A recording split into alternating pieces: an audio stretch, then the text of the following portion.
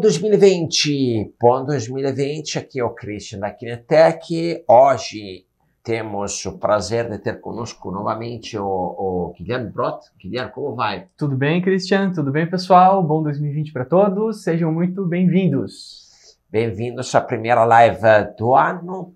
Como é que foram as férias de vocês? Como é que foi o final do ano? Passando a trabalhar, como fez o Guilherme? Ou de férias, como eu fiz? Haha, eu fiz férias. É verdade. Ok. Então, pessoal, o ano novo começou. Eu acho que teremos ótimas lives daqui para frente.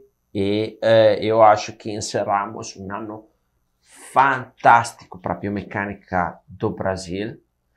O ano passado foi um ano que me deixou bem, assim, empolgado com os eventos que teve de biomecânica, congressos muito bons, né? Uhum. Eu tive a oportunidade e a sorte de participar de dois eventos, para mim, de uma qualidade inacreditável. O SONAF, que teve em Fortaleza, e aquele da análise de marcha, da Sociedade Brasileira de Análise da Marcha, que foi em Goiânia. Fiquei impressionado com a qualidade dos palestrantes brasileiros, principalmente, né, da visão biomecânica, da capacidade que eles apresentaram. Então, o ano passado, para mim, foi um marco do Brasil como país de produção de biomecânica séria. E eu vejo assim, para frente, a possibilidade do Brasil de entrar num nível top da biomecânica. Está começando a ter realmente pessoal com uma produção incrível. Então, estou muito feliz de viver este momento muito bom para a biomecânica brasileira. Falando disso, Guilherme, hoje temos uma live que vamos tratar de um assunto um pouquinho novo aqui. O que vamos falar hoje, Guilherme? Então, Christian, começando ano novo, né, a gente vai começar com uma temática nova também. Quem acompanhou a gente em 2019 viu que a gente permeou muito as áreas do esporte, da marcha, né, da corrida e dos saltos. Hoje a gente vai iniciar um novo tópico, que é os sistemas de controle do equilíbrio e o centro de pressão, que é chamado de COP, né? Então hoje a gente vai começar a abordar um pouquinho quais são os métodos de avaliação direta do equilíbrio das pessoas e quais são os sistemas de controle que podem contribuir para o nosso controle do equilíbrio e como avaliar cada um deles de forma individual. Equilíbrio é crucial, né? Exatamente. Como a marcha é um dos, digamos assim, movimentos, porque equilíbrio, na verdade, é um controle de movimentos. Isso aí. Fundamentais para um ser, né? É importantíssimo, porque cair, como a gente vê a questão do risco de queda, então de equilíbrio dinâmico, pode prejudicar, né? Mas também o equilíbrio estático é um outro ponto-chave para o ser humano, né? Ter controle de movimento. Ok, então, quais são as maneiras, né, Guilherme, que normalmente se avalia o equilíbrio? Então, Christian, existem algumas formas qualitativas de avaliação do equilíbrio, certo? Que partem da observação do ato de sentar e levantar, de se locomover e de fazer o apoio unipodal, que são formas qualitativas, ou seja, não nos apresentam um dado quantitativo. Existem também algumas avaliações já bem desenvolvidas na área da biomecânica de avaliação quantitativa, no entanto, testes funcionais, né? Os mais conhecidos é o teste de equilíbrio em Y e o Star Excursion Test, né? São dois testes muito parecidos. O em Y, ele tem um Y no chão, eu permaneço em apoio unipodal no centro desse Y, e eu devo alcançar o mais longe possível em cada um desses braços desse Y, né? Sim. E a minha medida de quanto eu alcancei em cada um desses braços do Y vai apontar o meu desempenho de equilíbrio. Certo. O outro teste é o teste chamado Star Excursion, né? Ou excursão em estrela, onde ao invés do Y é um asterisco, né? Então são 8 arestas, né, ao invés de 3, E o meu objetivo é o mesmo, eu tenho que tentar alcançar o mais longe possível em cada uma delas, e o meu desempenho vai ser medido por quão longe Tu alcançou. eu consigo alcançar. Certo. Esses dois testes, eles têm sido muito utilizados porque eles apresentam boa correlação com uma série de fatores. O risco de quedas, elas apresentam também correlação com lesão em alguns esportes apresentam uma pequena correlação com o teste em Y, principalmente, que é um pouco mais preciso porque ele é mais robusto, né? Apresentam uma boa correlação. No entanto, são testes que têm uma grande limitação. Uhum. Além do equilíbrio, eles avaliam, de certa forma, também a capacidade funcional do indivíduo. Ou seja, são testes que dependem muito da minha capacidade de força e flexibilidade. Ok, então não é só equilíbrio ali, existem outros componentes que interferem na execução deste exercício. Exatamente. Como eu tenho que ficar em apoio unipodal e tentar alcançar o mais longe possível, a minha força naquele membro, quando eu flexiono o joelho para tentar alcançar o mais longe, vai determinar o meu desempenho. Certo. Né? Da mesma forma que a minha flexibilidade naquela perna que eu tento alcançar longe também pode ser um fator limitante. Certo. Então, eles não são testes que avaliam de forma pura o equilíbrio. Certo. Né? Eles têm fatores intervenientes que são as capacidades funcionais de força e de flexibilidade que podem acabar influenciando no teste. Ok. E aí? Existe um teste quantitativo mais específico, mais preciso para trabalhar sobre o equilíbrio? Então, atualmente tem se trabalhado muito com a avaliação do COP, né? Que é a sigla em inglês para Center of Pressure. Né? O COP, ele é uma medida hipotética, né? Ela é uma medida teórica. Ele não é um ponto que existe, né? Mas ele é um ponto representativo do nosso corpo. O que significa isso? O COP, ele é o ponto matemático resultante de todas as forças que eu aplico no solo. Né? Como que a gente pode entender isso?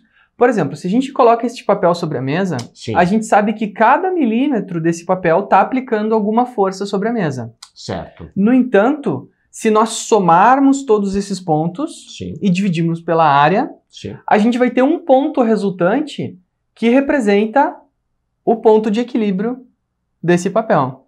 Certo. Tá? E o nosso corpo também tem esse ponto de equilíbrio hipotético. Por que no corpo ele é hipotético? Porque o nosso corpo, como nós temos 2 pés, o resultante de todas essas forças vai ser fora dos pés. Então o ponto onde eu equilibraria todo o corpo não é no meu corpo, né? É num lugar no meio dos pés. Entre os pés. Exatamente. Então ele é uma medida, ele é um ponto teórico que representa todas essas forças que estão atuando sobre o meu corpo. Bom, e o que a gente avalia no COP? Uma coisa interessante é que como, mesmo em situação estática, mesmo em ortostase, em pé, eu não estou sempre com o meu corpo completamente estático. Eu estou o tempo todo brigando contra as forças externas e internas para tentar buscar o equilíbrio do meu corpo. Então, se a gente medir esse COP com o passar do tempo, a gente vai ver que ele fica o tempo todo oscilando. Certo. Ele não permanece parado, ele está sempre oscilando entre os nossos pés. Ele tem uma relação com o centro de massa da pessoa? Sim. Dependendo da situação e da posição da pessoa, ele tende a ser a projeção do centro de massa abaixo. No entanto, se eu faço pressões aumentadas com um pé em relação ao outro, eu posso mudar o centro de pressão sem mudar o centro de massa. Certo. Então, se eu estou com as pressões igualmente distribuídas entre as duas pernas, ele tende a ser a mesma projeção. No entanto, se eu tenho pressões diferentes em cada perna, ele muda de lugar enquanto o centro de massa permanece o mesmo. Certo. Ok, então, o COP é na medida hipotética. Exatamente. Como é que medimos elas? Então, para medir o COP, usualmente tem se utilizado 2 equipamentos, tanto em clínicas quanto em laboratórios. Né? Tem aplicações diferentes, cada um desses equipamentos, mas ambos são recursos viáveis para se avaliar o COP. O primeiro equipamento, que é o mais tradicional, que é mais utilizado na área clínica para avaliação de pacientes, é o baropodômetro. O baropodômetro, ele nos dá uma medida de COP, Sim. né, baseado nas pressões exercidas pelos nossos pés. Então, ele faz a resultante dessas pressões e me dá o centro de pressão do nosso corpo. Certo. E o outro equipamento que já é muito mais preciso, que além da clínica, ele é muito utilizado também na área científica, Sim. são as plataformas de força. Por que as plataformas de força elas são um pouquinho mais utilizadas na área científica? Porque elas apresentam uma taxa de amostragem um pouquinho maior. Então, se eu quero medir com o passar do tempo a medida do COP, eu utilizo a plataforma de força para ter essa medida um pouquinho mais precisa. Mas na área clínica é amplamente utilizado o baropodômetro, que nos dá medidas muito confiáveis com relação à plataforma de força. Estão surgindo, pessoal, novas tecnologias para avaliar o equilíbrio. Este ano a gente vai apresentar alguma coisa também, tá? Além do baropodômetro, da plataforma de força, já existem outras tecnologias para avaliar o equilíbrio, para dar um dado extremamente confiável. Fiquem ligados, porque durante o ano apresentaremos estas novidades, né? Então, quais são os sistemas sensoriais que a gente utiliza para manter o controle do equilíbrio? Muito bem. Bom, vamos lembrar que o COP, então, ele é um ponto hipotético que está entre as minhas pernas e fica variando, certo? Ou seja, eu estou o tempo todo recebendo informações do meio externo para controlar o meio interno e me manter em equilíbrio. Porque se esse centro de pressão sai da minha base de sustentação, eu caio. Tá? Então, quais são os meus sistemas que vão me passar a informação do que está acontecendo no meio interno? O primeiro e mais importante é o sistema vestibular. Né? O vestíbulo próximo à cóclea, né, dentro do nosso ouvido, ele tem pequenos sensores de aceleração e de posição da cabeça em relação ao ambiente. É como se fossem os giroscópios do acelerômetro quando a gente fala do D-Walk. Tem exatamente o mesmo efeito. Ele mede tanto a aceleração da nossa cabeça quanto a posição dela com relação à gravidade. Né? Então, se a gente fecha os olhos e não pensa, a gente sabe se a gente está de cabeça para baixo, de cabeça para cima, graças à informação do nosso sistema vestibular. E mais, ele nos diz se nós estamos acelerando ou se nós estamos parados. Né? Ou em velocidade constante também, a gente consegue ter esse tipo de percepção. Esse sistema é o mais importante, porque ele rege os outros. Né? Se um sistema me dá uma informação que ele não dá, o conflito acontece dentro do nosso sistema, a gente fica tonto, mas quem sempre comanda é o sistema vestibular. Isso é o que acontece quando a gente usa o VR. Né? Quando a gente usa o VR, a gente tem a sensação de que está em movimento, mas o nosso sistema vestibular não percebe o movimento e a gente acaba ficando tonto, né? Muitas pessoas ficam tontas com os sistemas de realidade virtual. O outro sistema, que é esse que vai interagir com o VR, é o sistema visual. O sistema visual, a grande importância dele é nos dar a posição do horizonte. Ou seja, ele vai me dizer se eu estou inclinado, se eu estou para cima, se eu estou para baixo. Ele nos dá a posição do nosso corpo em relação ao horizonte. Certo. E o último sistema, que é um dos mais interessantes e que tem uma grande complexidade, é o sistema proprioceptivo. Por quê? Porque o sistema proprioceptivo ele vai agir em cada uma das articulações entre o nosso crânio e o chão. Okay. Né? Então, no pé nós temos o sistema proprioceptivo agindo da forma mais importante de todas. Certo. No entanto, na articulação do tornozelo, na articulação do joelho, na articulação do quadril, em toda a nossa coluna, nós temos também neurônios sensoriais proprioceptivos articulares, né? Esse é o nome deles, que nos passam a informação da posição do nosso corpo em relação ao solo o tempo todo. Então, nós temos 3 grandes sistemas. Sistema proprioceptivo, sistema visual e o sistema vestibular, que contribuem o tempo todo para nos passar a informação do nosso corpo em relação ao espaço, controlando o nosso equilíbrio. Ok. Como eles interagem entre eles? Como é a interação? São 3 sistemas que captam coisas diferentes. Exatamente. Né? Que um sente lá o movimento da cabeça, outro visualiza, percebe esta estabilidade, e que outro sente. Né? Exatamente. Então, como eles interagem entre eles? Então, isso é uma coisa bastante interessante. Nós temos na região do nosso cerebelo uma região chamada vestíbulo cerebelo. Sim. Certo? Que centraliza toda essa informação dos equilíbrios. Então, cada um desses elementos vão nos passar um tipo de informação diferente para nos dizer o que está acontecendo com o nosso corpo em relação ao ambiente.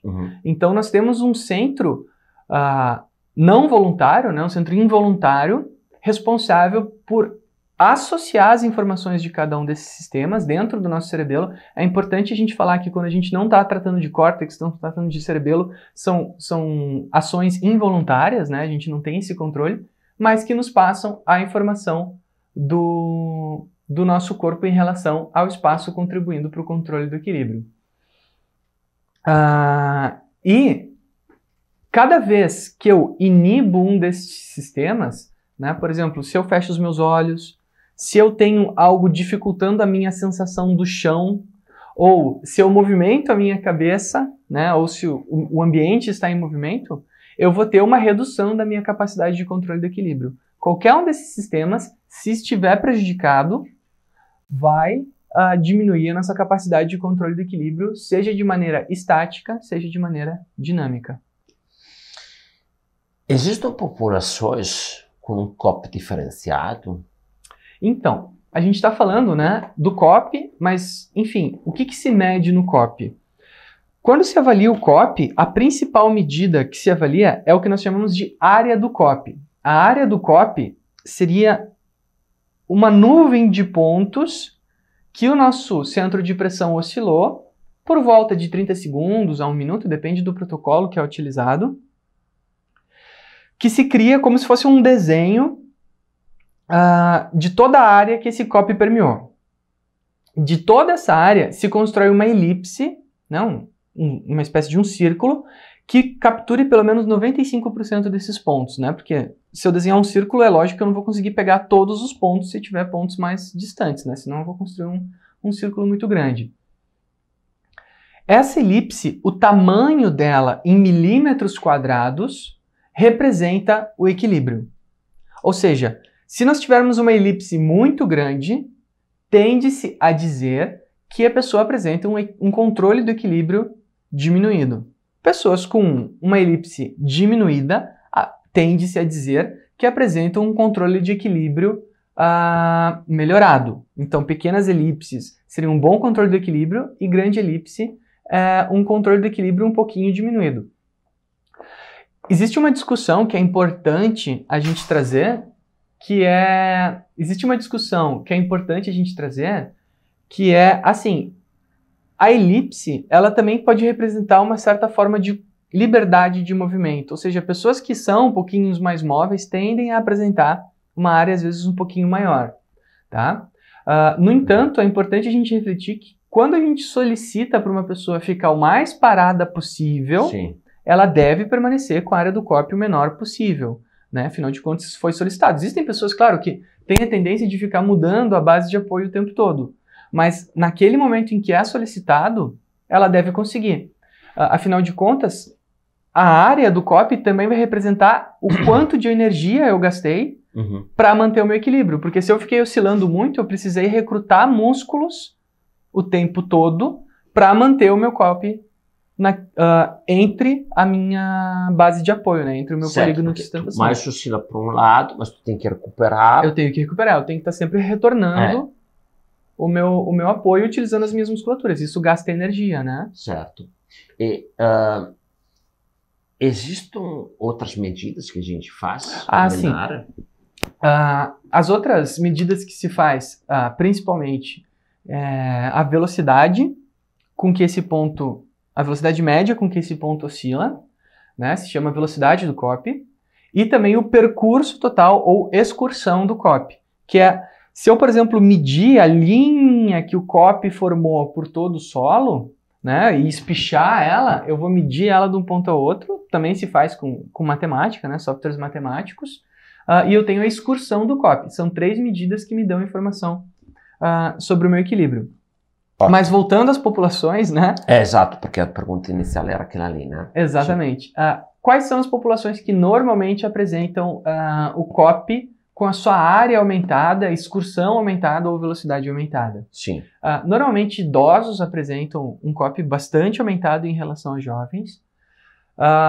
Pessoas com doenças neurais das mais diversas, o Parkinson, o Alzheimer, algum tipo de paralisia, pacientes pós-AVC apresentam oscilação de COP bem grande. Doenças osteomusculares, por exemplo, pessoas que apresentam algum tipo de dor permanente ou sintoma limitante em alguma articulação, tendem a trazer o COP mais para um lado e por isso acabam oscilando esse COP um pouquinho mais. E pessoas com algum tipo de privação sensorial, por exemplo, surdos, cegos, né, tendem a apresentar também a área do COP aumentada devido à questão dos seus sentidos estarem piorados, né, no feedback sensorial, no controle do nosso centro de pressão. Bom, e o que eu acho interessante aqui, né, eu tenho um pouquinho problema de controle de equilíbrio. Fico tonto quando faço uma coisa agachado, eu faço um esporte que é o windsurf, aí quando acaba que caio na água, sobo na prancha, um pouquinho tonto assim, né? Aí eu fui investigar esta questão do meu equilíbrio. E aí eu passei para um neurologista, né, falando, olha, tem estas coisas aí. Para quem ele me encaminhou para fazer exames? Quem? Otorinos. Otorrino. Tá? Uhum. E aí, nos centros dos otorinos laringoiatras, eles se especializaram em avaliar o equilíbrio. Normalmente eles avaliam principalmente a questão vestibular, fazem algum teste clínico também, né, com máquinas avaliando a questão, e avaliam também o estagmo dos olhos, né, como o olho reage, né. Aí foi engraçado que nos testes eu resulto negativo. Para eles eu não tinha problema de equilíbrio. Mas quando eu faço uma estabilometria, eu estou com uma área deste tamanho aqui, com uma velocidade 3 vezes superior, por exemplo, àquela do Sandro.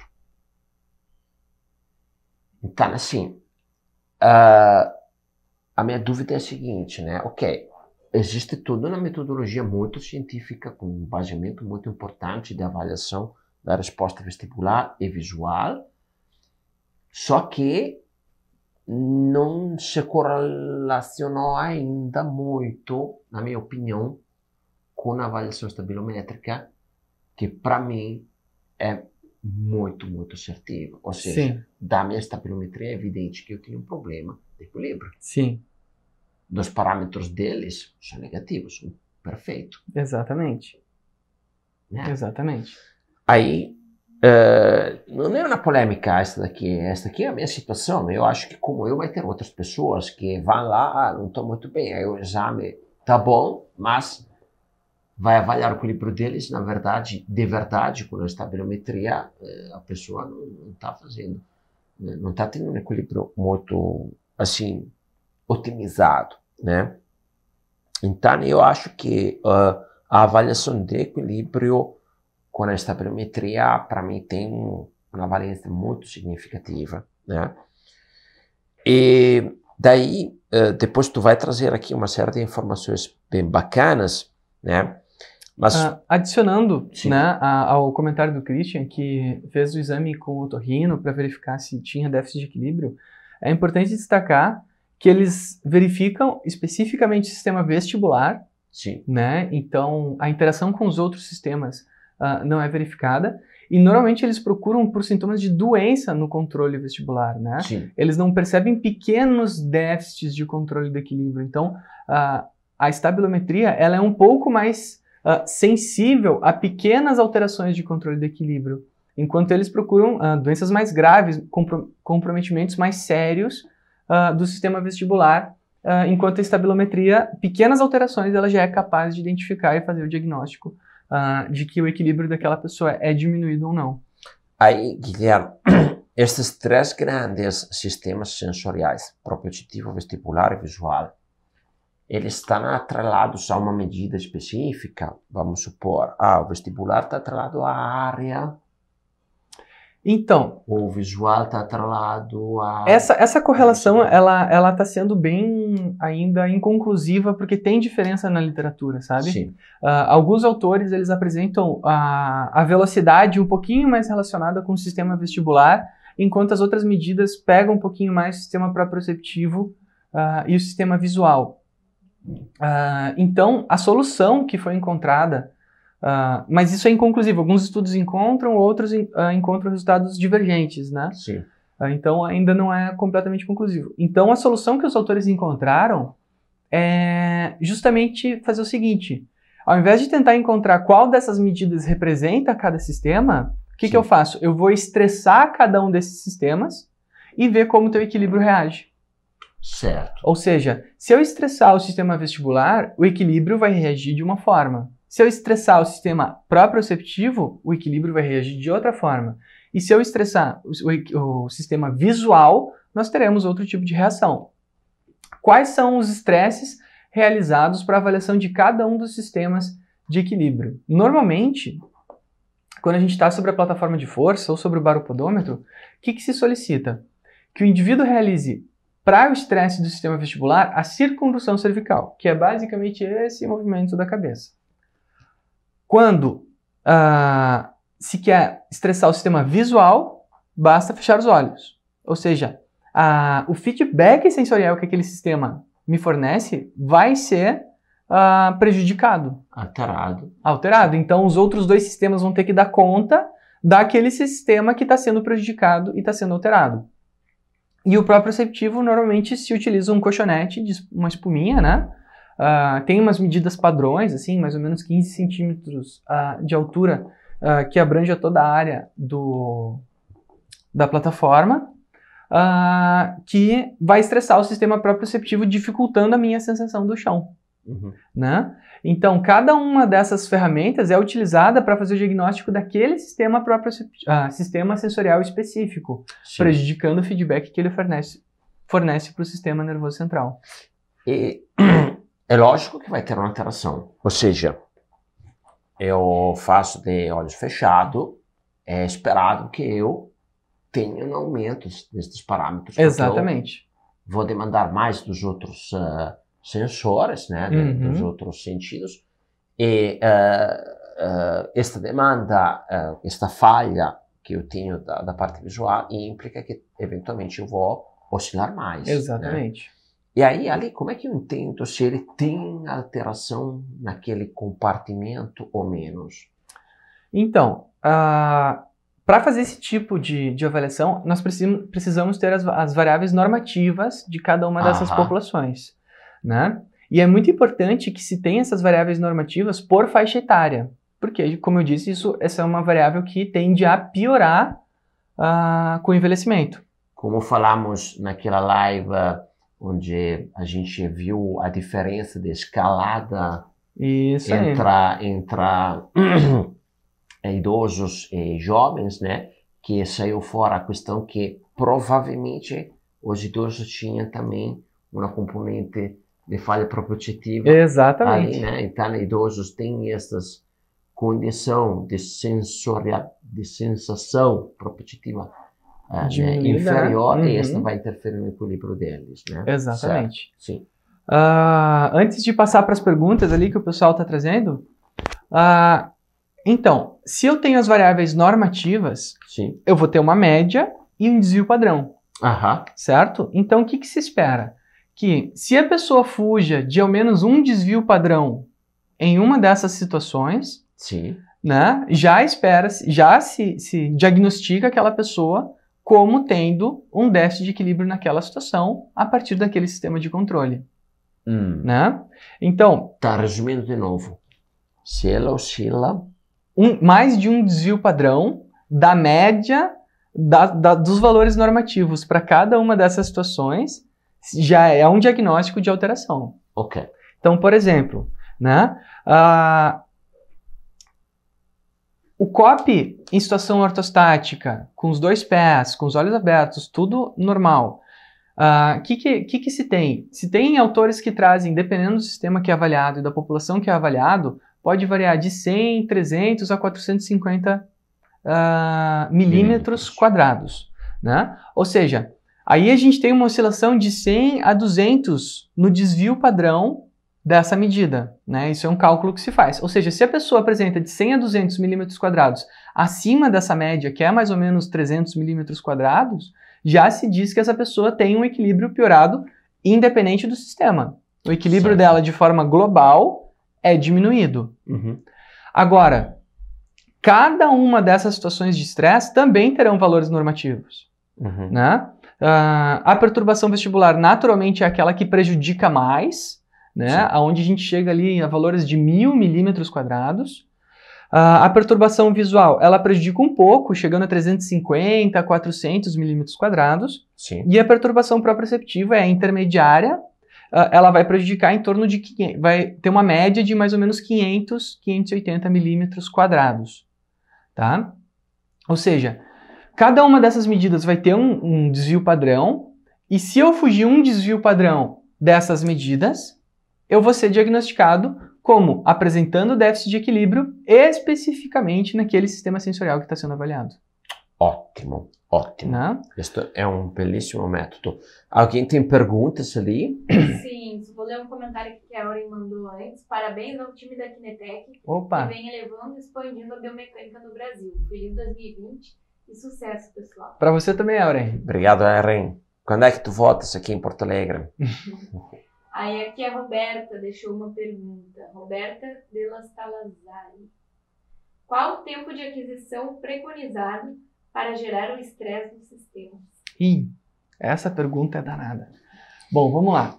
O tempo necessário para causar o estresse. Bom, isso vai ao encontro da pergunta de quanto tempo eu preciso avaliar o COP. Tá? Existe aí uma série de estudos que fazem o conflito, né? Quanto tempo eu tenho que avaliar o COP? 30 segundos, 1 minuto, ou 2 minutos, ou 5 minutos? Tem estudos que avaliam até 30 minutos, Cristian. Então, assim, ó, o que acontece? Existe ainda uma divergência na literatura sobre o tempo ideal de avaliação da área, tá? Existe ainda essa pequena divergência. De eu já ter, assim, problemas para publicar artigo porque eu não fiz uma avaliação que não fosse de tanto tempo. Enquanto outras vezes, eu sou, inclusive, os revisores das revistas, né? Inclusive, eles parabenizam. Que bom que tu fez essa avaliação. Então, nem os revisores das revistas científicas concordam entre eles. Via de regra... Quero falar uma coisa sobre esse assunto. Tá. Via de regra, 30 segundos em cada uma das situações é suficiente. A gente tem um estudo aqui na URGS que foi bem bacana, que comparou cada uma das situações e a gente viu que elas não têm diferença entre umas e outras. Tá? O que se tem é que quanto mais tempo eu permaneço numa determinada posição, mais eu fadigo aquele sistema de controle do equilíbrio, afinal de contas eu estou perturbando ele, e diferenças ficam mais visíveis. No entanto, tu solicitar para uma pessoa ficar 2 minutos fazendo circundução cervical desta forma é um prato cheio para deixar a pessoa completamente tonta e o teste começa a se tornar bastante desagradável dependendo da população. Né? Então, eu costumo recomendar 30 segundos.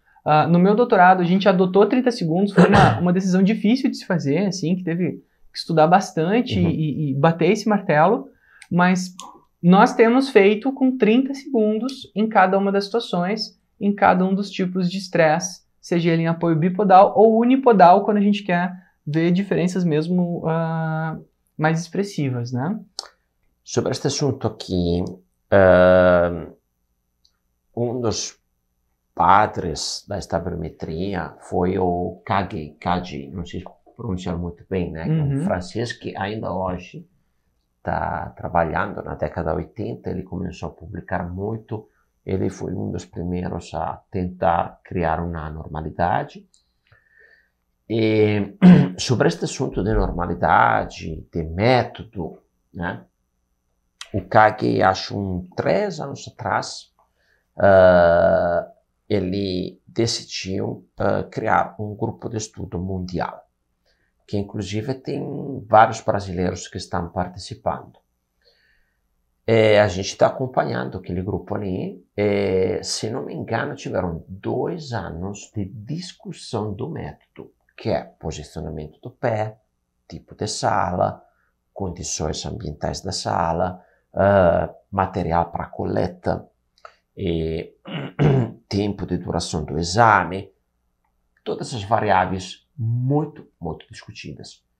Depois de 2 anos de discussão, chegaram, afinal, a um acordo.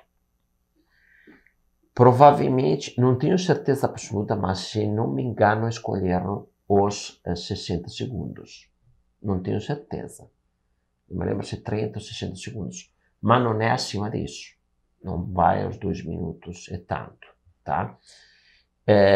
Então não me lembro qual é ali, mas vale a pena acompanhar o que eles estão falando ali, porque eles estão tentando padronizar o método de uma forma que tenha repetibilidade. Exatamente. Porque assim, né, é como quando foi inventado o metro.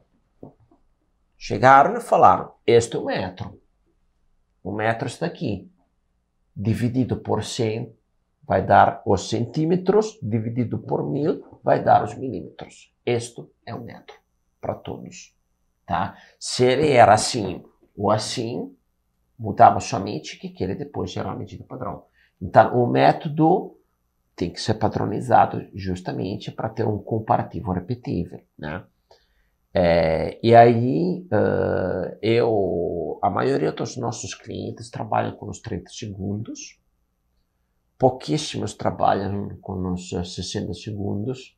Eu acredito que o volume mais utilizado na literatura é os 30 segundos. É os 30 segundos. Sempre falando na hipótese, né? Mas se encontra muito trabalho de 30 segundos.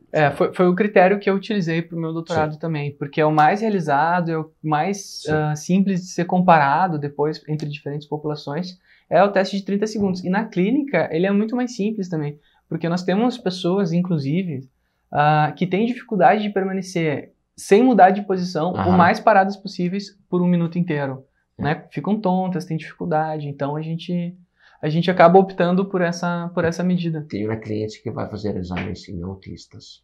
É verdade. Eu não sei como é que ela vai conseguir. Depois, Perguntas, Dani? Tem mais 2 perguntas aqui. Vamos lá. Ela perguntou, na opinião de vocês, o ideal é fazer quantos testes? 2 ou 3? Escolher o menor valor ou fazer a média? Então, eu segui um protocolo que foi o que os autores da área, eu trabalhei com surdos, né? Que os autores da área que eu trabalhei também fizeram, que foi fazer uma avaliação e utilizar ela, né? Porque como eu já ia fazer a avaliação de várias situações de estresse, né? Eu ia fazer nas situações de estresse vestibular, estresse proprioceptivo, estresse visual em apoio uni e bipodal, então são 8 avaliações e eu tenho que descansar entre cada uma delas, isso prolonga muito a coleta, né? Então nós utilizamos apenas uma coleta, Euren. Inclusive, todos os artigos que eu utilizo como referência para determinar o meu protocolo, eles também fizeram uma avaliação e utilizaram aquele valor como referência. Tem um trabalho do Edgar, inclusive, que ele fez uma avaliação da repetibilidade e reprodutibilidade do centro de equilíbrio, do centro de pressão. E ele não encontrou diferenças nem imediatamente, nem 24 horas depois. Então, isso é uma coisa que nos favorece, ou seja, aquele equilíbrio que eu medi na pessoa na hora é o mesmo que ela tende a apresentar em outras situações, né? A gente chama isso de repetibilidade e reprodutibilidade. Então, é um bom estudo para a gente poder fazer.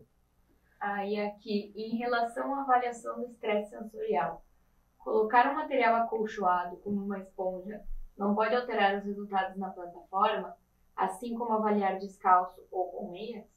Sim, e esse é o objetivo. Quando a gente coloca o acolchoado, o centro de pressão que a plataforma vai estar medindo vai ser o centro de pressão daquela pessoa. Ou seja, é o ponto qual a pessoa estão distribuídas uniformemente todas as forças que a pessoa aplica. E sim, ele vai ser alterado e esse é o nosso objetivo, né? É causar estresse naquele sistema. Sobre a plataforma de força, a alteração do que a plataforma detecta, acredito, para a questão de equilíbrio, né, não ser tão alterada. No baropodômetro, os sensores vão perceber a pressão de maneira muito diferente. E ali entra muito a questão da capacidade, da sensibilidade do da sistema. plataforma de detectar as pressões, tá? Provavelmente, as plataformas resistivas são mais receptivas a respeito às capacitivas, neste sentido, porque o sensor resistivo tem a capacidade de detectar pressões baixas de forma um pouco mais eficiente respeito ao capacitivo, que trabalha melhor nos picos de pressões muito altas. Então, eu digo provavelmente porque nunca testei, não vi, mas tenho bastante assim, noção que um baropodômetro depende muito da capacidade de detectar da plataforma, e isto vai variar um pouquinho. Só que é um método. Tu vai usar aquela esponja ali, naquele baropodômetro ali. Então, sem dúvida, vira método, é isso, né? É importante que seja sempre aquela esponja, né? Seja sempre a mesma plataforma que vai trabalhar. Isso mesmo. Tem mais uma? Vamos Só lá. para avisar vocês que a gente passou os 40 minutos. Ah, ok. Bom, acho que a gente pode ir para o último ponto ali. Vamos lá. Não, sim, tu tinha esta tabela fantástica que tu montou de comparação entre ouvintes e surdos, né, onde tu mostrou estas normativas que tu achou. Tu quer colocar alguma coisa a mais? Né? Acho que a gente pode falar um pouquinho sobre o exercício. Sim. Né? Como que o exercício pode contribuir para isso? Sim. Acho que finalizando, né? Acho que como a gente sempre trouxe as questões das terapias, das intervenções, é importante ressaltar que diferentes modalidades podem contribuir para diferentes sistemas de controle. Sim. Certo? Se tem na literatura alguns esportes que contribuem mais para alguns sistemas de controle do equilíbrio, esportes que contribuem mais para outros. Alguns exemplos clássicos são assim, por exemplo, o judô, que contribui muito para o sistema proprioceptivo, provavelmente relacionado por causa da posição deles e pelas quedas. A dança, né, se comparou bailarinas com não dançarinas, né, com não bailarinas, e se percebeu um sistema visual que contribui muito para o sistema de controle do equilíbrio, então elas utilizam muito a visão para isso. E ginastas tendem a apresentar um sistema proprioceptivo um pouquinho mais desenvolvido. Já enquanto outras modalidades tendem a apresentar alterações não específicas, ou seja, todas as medidas diminuem um pouco. Né? Não é um sistema específico que vai melhorar. Né? Todas diminuem um pouco ou apenas a ortostase sem perturbações. Né? Como o futebol, como esses esportes de quadra, o basquete, o handebol, que tendem a contribuir.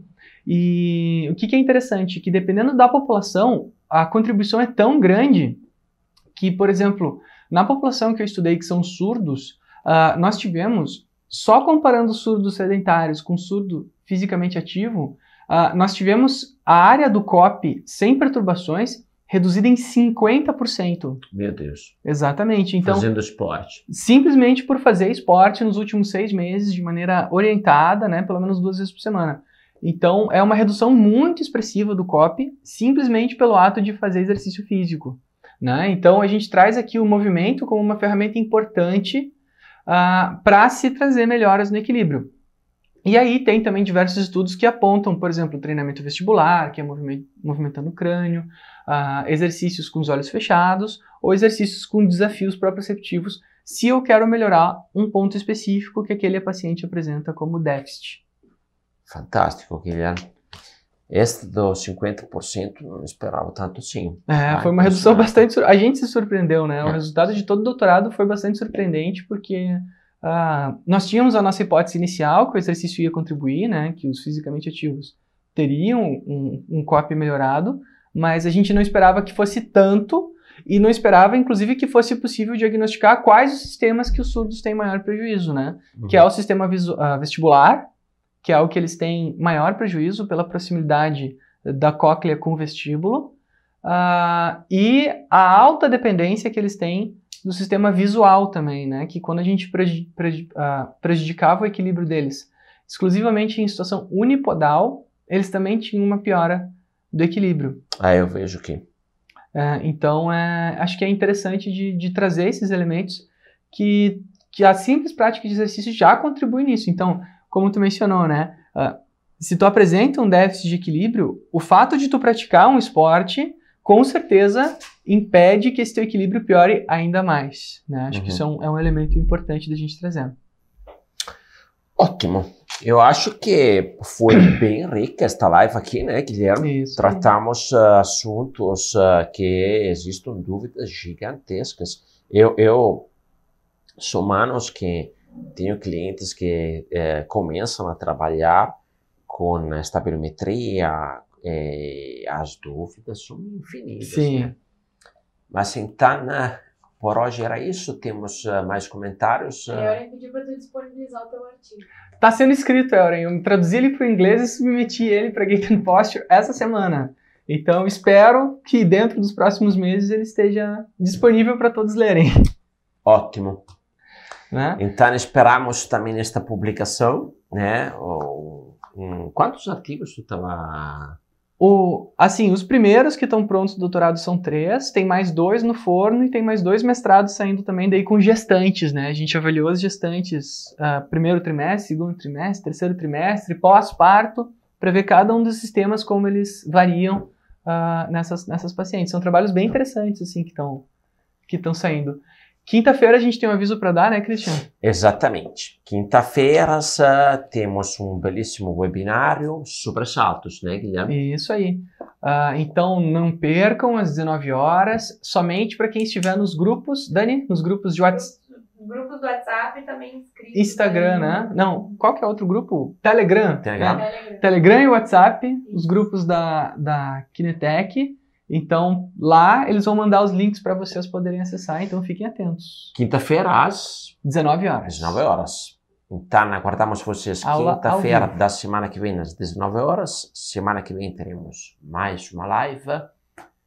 Por enquanto isso, bom final de semana e até semana que vem.